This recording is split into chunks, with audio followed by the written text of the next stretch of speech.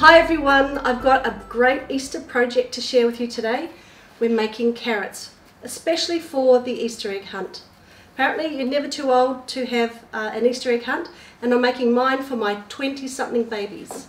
That's 20-year-olds, not 20 in number. So what do you need for this project? Let me share this with you. You need to download the pattern off our website. It's under projects, and you'll need 4 bottoms, those are carrot bottoms, and 1 top. So I've made our carrots in orange and our tops, surprise surprise, in green. You will also need to cut a 1-inch strip of fabric for your tie on the carrot bag. The other things you'll need are tailor's chalk or a blue pen for marking your buttonholes on your carrot bottoms, and you will need Echidna soft away, which we use to stabilize the buttonhole when we're stitching them.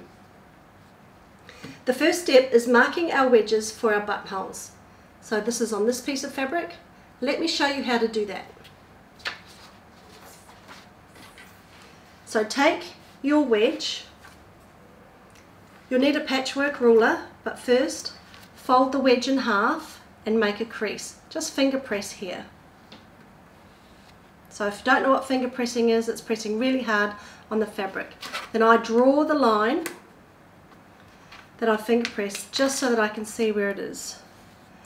I'm using my blue water erasable marker. Then I'm measuring 1 inch down from the top.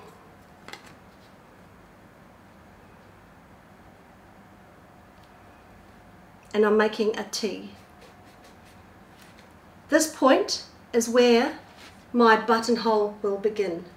Let me show you how to stitch that on the sewing machine.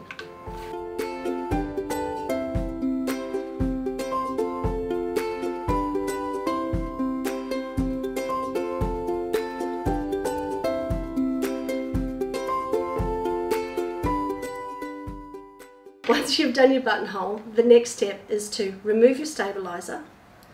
Just simply tear it away from the back of the buttonhole, and then open up each buttonhole with a pair of sharp scissors. Some people use quick unpick, but I find that that can create a problem if you push too hard. So that's 1, 2, 3, 4. The next step is to piece the carrot wedges together in pairs. So I will do that next on the overlocker using a 3-thread stitch.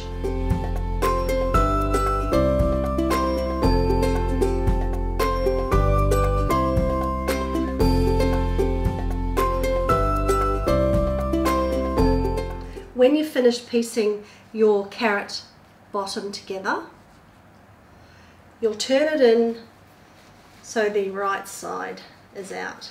And I just give it a bit of a poke down the bottom with the blue pen. And it should look like this. So once you have completed your carrot bottom, you will then take your carrot top and you will stitch along the side, the 4.5 inch side. Then you will fold it in half to create your carrot top, making sure the raw edges are together, evenly together at the top. And then this is going to be attached to the carrot bottom simply by inserting the bottom into the top and sewing around here. Again, we're going to use the overlocker.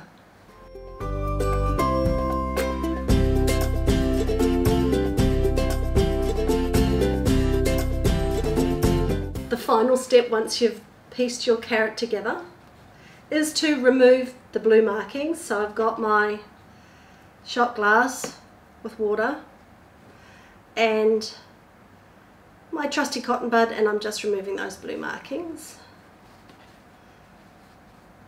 There's one more. A liberal dose of water removes it, and then I'm going to trim my carrot top, and all this is to create your fluffy top. About 1.5 inches, 1.5 inches. It's not an exact science, but trimming the top Where the seam is here, you don't want to trim that seam, you just want to trim beside the seam, and just keep cutting all the way around until you come back to where you started from.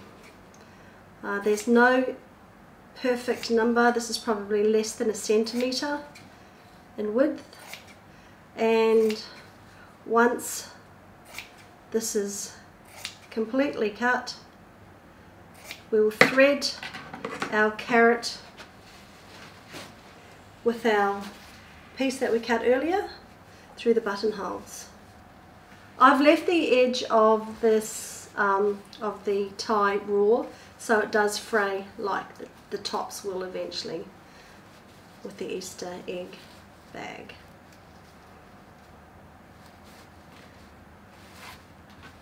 One more to go.